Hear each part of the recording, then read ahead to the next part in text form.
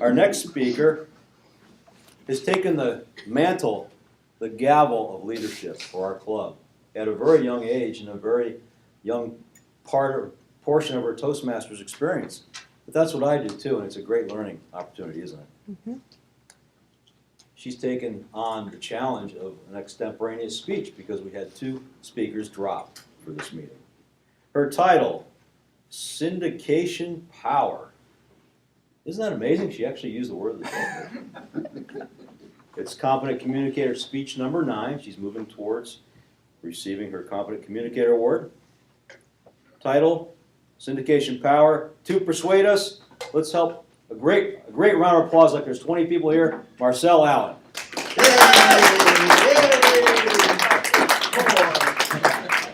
Well, as you saw me show the word of the day, it was my word of the day. I wanted to talk about the word syndicate and share what it means from my perspective, but when I did a little research, I realized it's a much bigger word.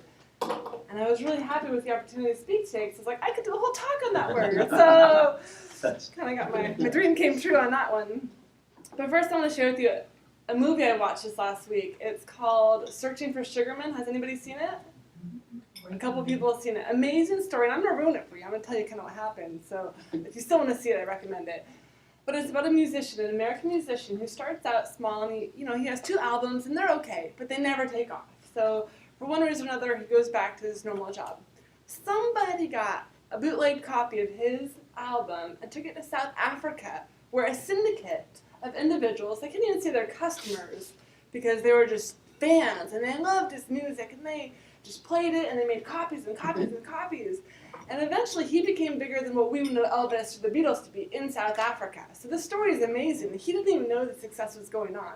So I find it really interesting that sometimes your message or your voice or your music may be taken off, and you don't even know it. So as speakers here, be encouraged by that your voice may go when you don't even know it is.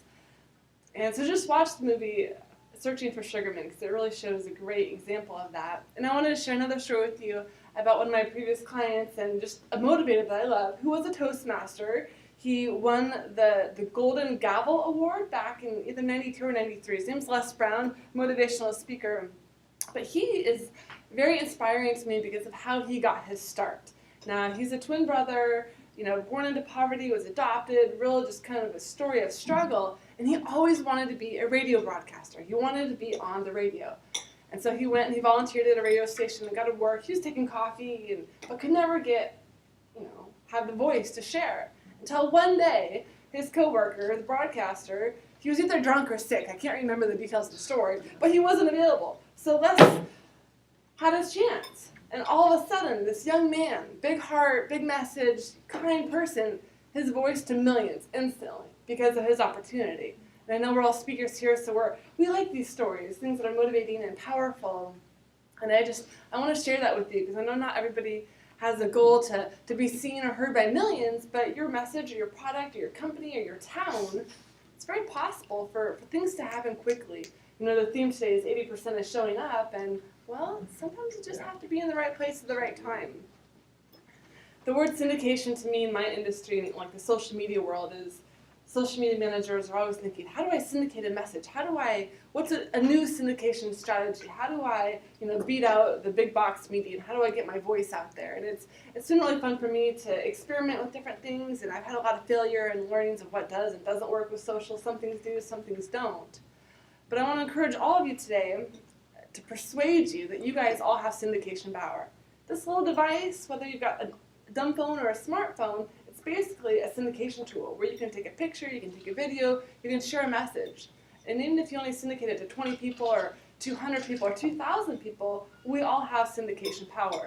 I know Dave's not here today, and he's really against big media and all the things, and he's kind of really feisty about it. I'm like, well, you can start your own syndicate, your own company, your own media outlet. You all have that ability to take what you know and to share it. And maybe, some of your voice or your messages won't take off, some of them will. But we all have that power based on the technology and the tools and hopefully our improved grammar from here at Toastmasters. We have that ability to really syndicate a message. So I'll leave you with this one question. What will you syndicate next?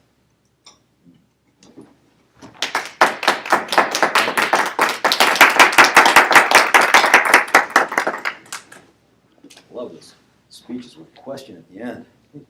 Just think.